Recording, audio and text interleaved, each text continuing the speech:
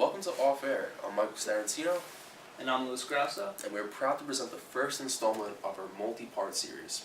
Our aim with this show is to break down the truths hidden by our politicians and media. With our lack of transparency and an ongoing political division, it is our job to take a step back and break down the issues that we face as citizens. Today we'll be discussing a list of ideas called the Green New Deal.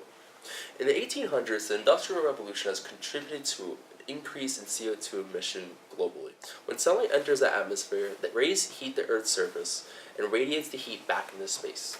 With this increase in CO2 and gases such as methane, the heat that should be deflected back into space is absorbed by these gases and re-emitted in all directions, making the Earth's surface hotter. This has led to a rise in our planet's core temperature of about 1.62 degrees Fahrenheit, and will only continue to rise. One of the major proponents of climate change activism remains Alexandria Ocasio-Cortez, a New York State representative who has been a major advocate on climate change. Cortez, a self-proclaimed democratic socialist and progressive, has proposed a Green New Deal, causing her to stand out from the freshman class among other things. The deal outlines how to bring both carbon emissions and fossil fuel reliance down to zero in the United States. But due to our current political environment, many people are fixated on how this could affect the 2020 presidential election instead of its true purpose, saving the planet. By watching mainstream news outlets alone, you'll probably never know what is involved in the plan that our president has immediately written off as a socialist manifesto. This is a prime example of media strategy known as tactical framing. Essentially, tactical framing is an approach to news coverage that focuses on strategy and polling rather than policy's principles. As a media consumer, you've probably observed more focus on Republican and Democrat support, or the lack thereof, rather than what is actually being supported. So-called Green New Deal. Why do those three words create such anger from Republicans and even some anxiety among Democrats? Even House Speaker Nancy Pelosi had concerns. Republicans aim to make the Green New Deal a key 2020 campaign issue. You say Democrats are in a way helping Donald Trump. Green New Deal is going to be a flashpoint. Did Democrats give Republicans a huge 2020 gift? The Republicans see it as a key to victory for them, is it? So the question remains, why doesn't the news want us to know what's in the deal? Who's it helping? Who's it hindering? The Green New Deal doesn't contain some hidden clauses. In fact, Cortez herself has even claimed that the nature of the document exists solely to explain what she would like to see the deal encompass. The reason why the media won't tell you what's in the deal is because most viewers won't find it as interesting of a debate, and the lack of knowledge causes an increase in cynicism. Yes, cynicism. The University of Pennsylvania professor Kathleen Hall Jamieson outlines tactical framing and its relation to cynicism. She claims, based on the trials and studies, that when voters are given more information about policy themselves, they will vote more in line with what they perceive to be the best policy rather than along party lines. However, when voters are exposed to even an ounce of polling or politics that go along with policy, they are less likely to retain basic information about the topic and more likely to conjure up cynical thoughts such as, who cares? Politicians are making promises that they can't keep anyway, and nothing will change. This mentality is exactly what the media wishes to incite within voters. With pessimism comes inaction.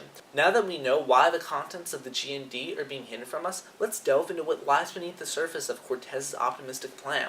Simply, the GND is a decade-long timeline of policy changes and infrastructure overhauls to end our need for fossil fuels and eliminate our carbon footprint. The GND consists of implementing infrastructure such as high-speed rails in areas where flight is less efficient, invest large amounts of money into methods that will eliminate emissions from transportation and the agricultural sectors.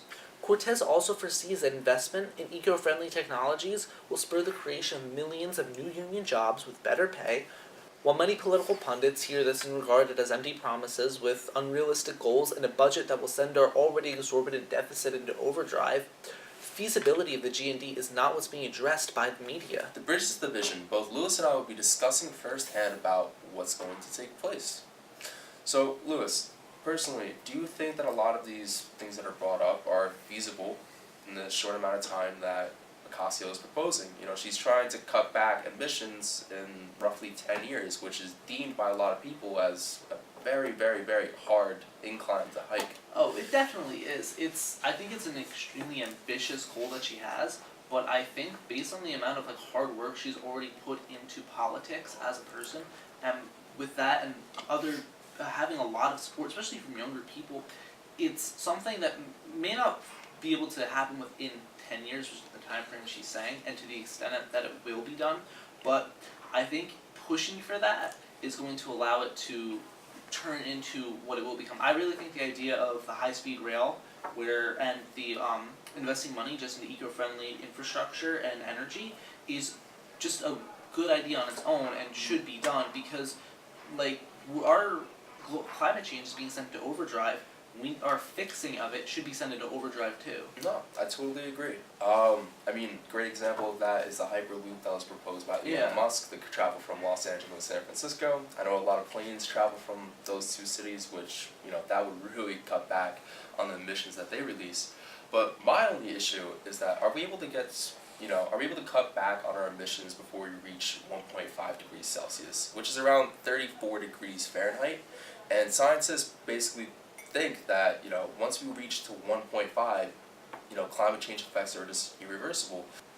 Just the research now, which wasn't the research before. So the research now is just as subject to change with, as long as we take action to try to change. But what could we really do besides, not using plastic bags or cutting our waste or cutting our meat intake? Because, we have climate change summonses, for example, that are taking place all over Europe. All these multi-billionaires and politicians that are going there are flying with private jets. So it's like, what could we do as small people besides cutting our meat intake, for example? Because I know, 1 kilogram of beef releases around 34.6 kilograms of CO2 emission. But I don't believe in the whole industry of the raising cattle and the way that they do and injecting hormones in them the way they do. But that does not stop me from eating like a burger or something, and it probably won't stop most people. And even if it did stop a few, I don't think that even alone would be enough. I think it has to take, going back to Ocasio-Cortez's plight of this is going to take a strong overhaul of money. It's not really going to be the individual person by themselves. It's going to be the American public as a whole. I think more than just being able to take action, protest is going to be needed to really shove this in the government's face. How are you gonna change all this when you have a lot of oddballs kind of burst the whole system? I mean, when you have a president that literally takes a cold front and says, "Oh, this is proof that climate change isn't happening," that's just irresponsible on its own. And I think it's really up to the American people to go out and try to figure things out on their own. As long as the information is out there, people will find. Alright, well, this is all the time that we have for today. I want to thank you, Lewis, for sitting down with me and discussing about all these great points. Now, thank you too, Mike, for helping with the production of the show and wrote the script together. Yeah, went really well. Yeah.